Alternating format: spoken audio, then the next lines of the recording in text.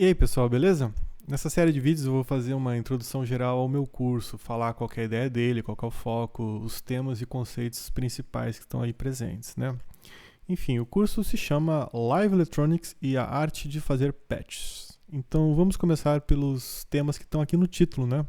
Que são os principais, a começar então pelo Live Electronics.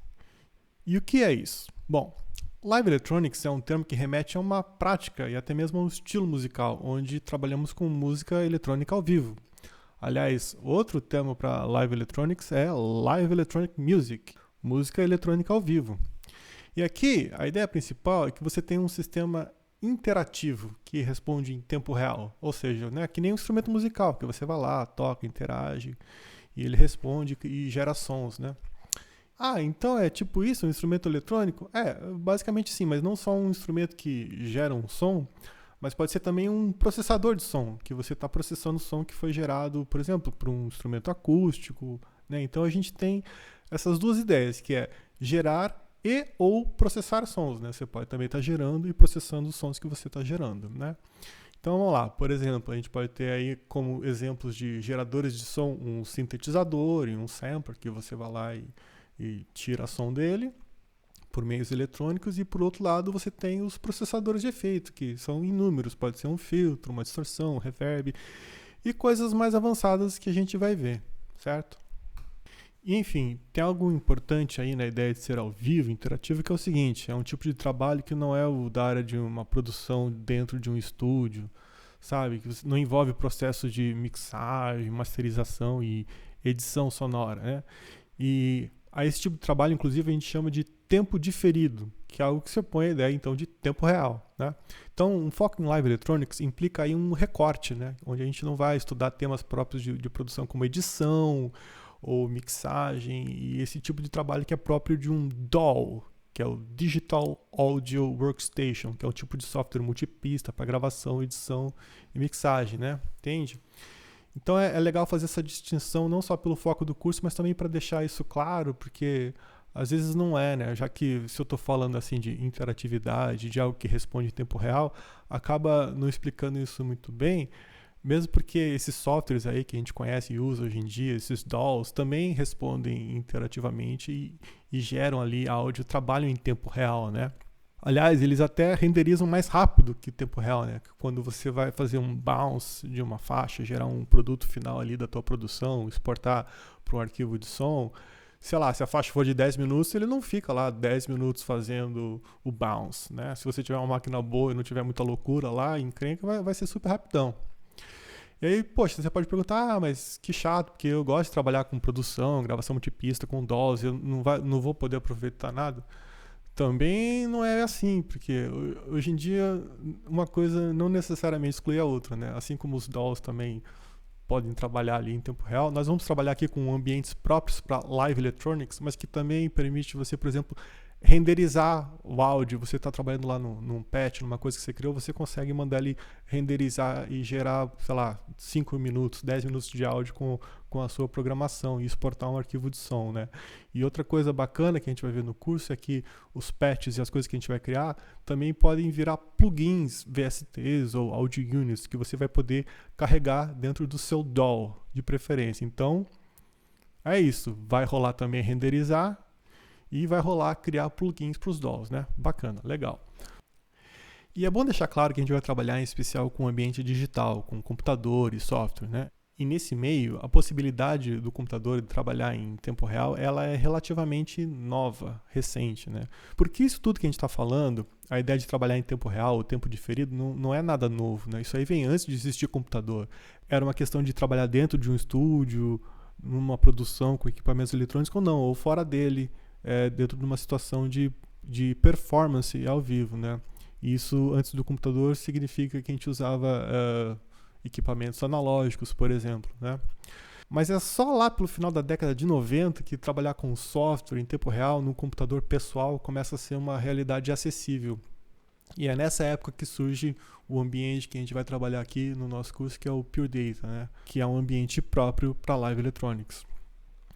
Mas a gente também vai falar de outras coisas, outros softwares e equipamentos, e também, por exemplo, de um sintetizador modular analógico, porque esse recorte no ambiente digital e até mesmo no Pure Data vai ser também aplicável nesses outros contextos, certo? Beleza? Vamos aí então para o próximo ponto do curso, que é a arte de fazer patches, que eu diria que é a ideia principal do curso, né? E o que é isso? O que é um patch? O que é fazer um patch? Patch é um animal de estimação? Não, é uma outra coisa aqui. Fazer um patch, criar um patch, é trabalhar com uma lógica modular, ou seja, a partir de uma conexão de módulos, né? Onde cada módulo ali exerce uma função. Então você tem um oscilador, você conecta ele num filtro, e o filtro vai filtrar o oscilador, e assim você tem outros módulos e vai criando o seu patch de uma forma um pouco mais complexa, né? E a partir disso a gente consegue criar sintetizadores ou timbres do zero. Mas como eu também estava falando antes, a gente pode trabalhar só com a criação de processadores de efeitos, né? Onde você pode processar um instrumento musical, que é uma voz, uma guitarra, um baixo, um instrumento acústico, ou um instrumento digital, ou até mesmo um patch que você criou, que é um instrumento, e daí você usa um outro patch para processar ele e por aí vai. Então, o que a gente tem aqui de mais importante nesse mundo, nessa área? A gente vai estudar, em especial, técnicas de síntese, e aí são inúmeras, né? Por exemplo, técnicas de modulação de frequência, que é o FM, ou wave shaping, etc. E também a gente vai trabalhar com técnicas de DSP, de Digital Signal Processing, ou seja, processamento de áudio digital, né? E aqui áudio digital porque a gente está trabalhando em especial no ambiente digital. E eu tenho um material didático que trata aí disso.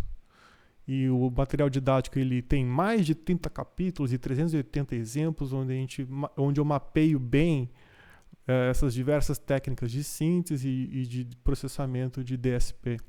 Esses exemplos todos são implementados em patches de Pure Data. Então, o próprio material são arquivos de Pure Data que você abre e você lê como se fosse um livro interativo e tudo mais.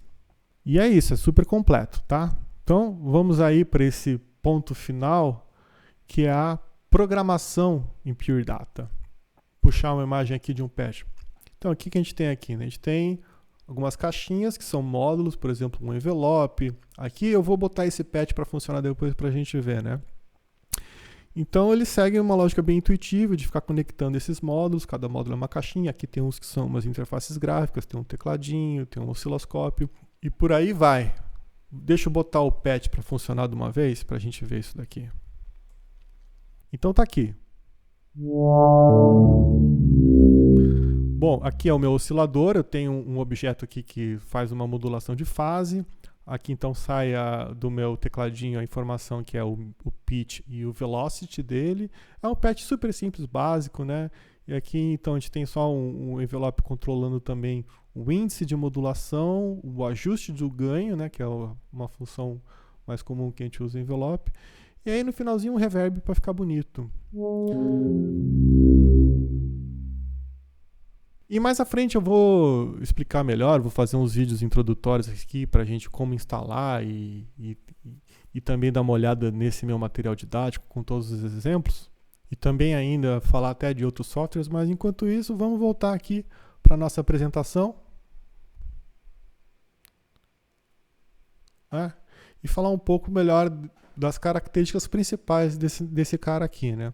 Então, uma coisa importante de falar é que ele é um ambiente de programação visual. O que eu quero dizer com ambiente de programação? Ele é considerado uma linguagem de programação.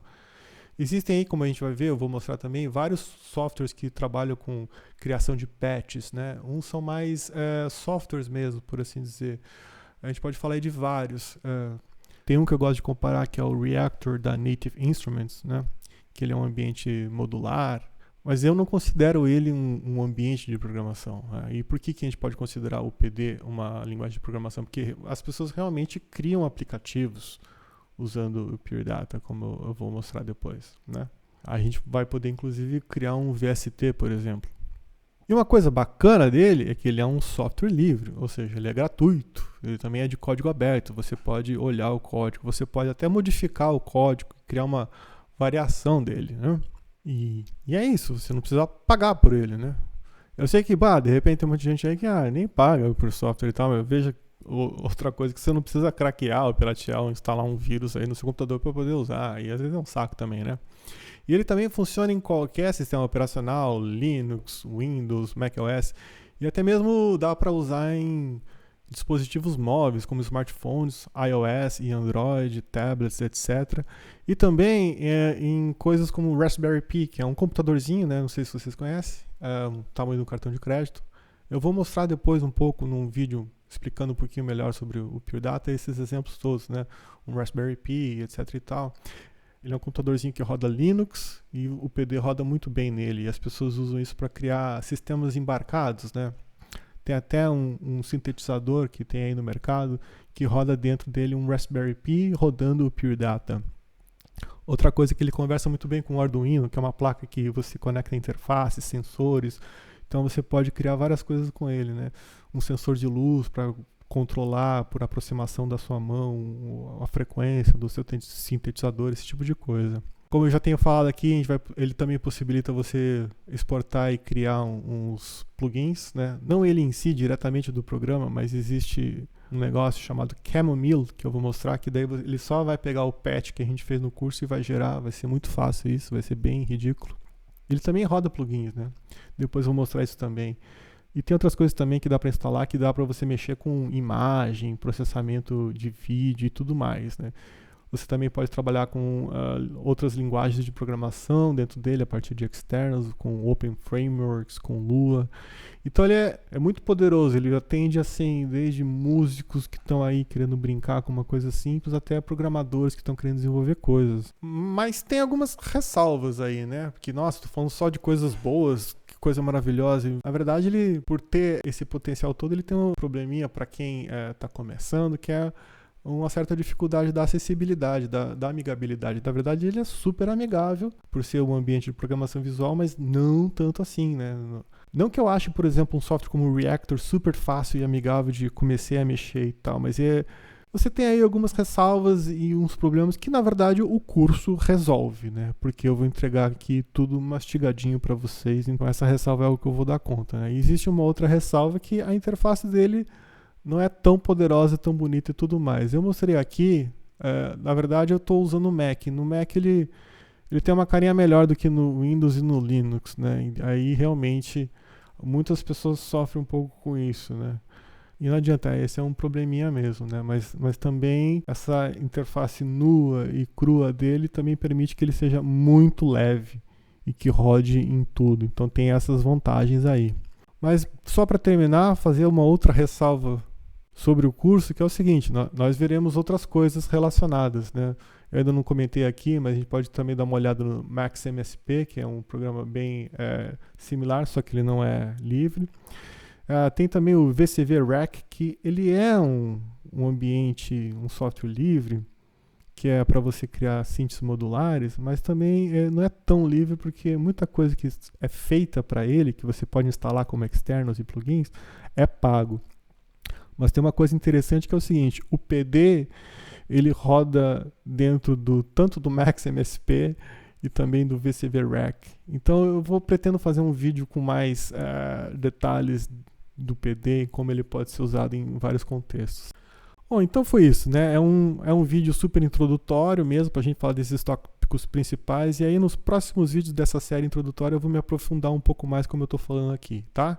Então é isso, se gostou dá um like aí para nós, se inscreve e continue a acompanhar essa série para entender melhor sobre esse curso que eu estou oferecendo. Qualquer coisa é só me perguntar aqui nos comentários ou mandando um contato direto para mim, ok? Então um abraço e até o próximo vídeo.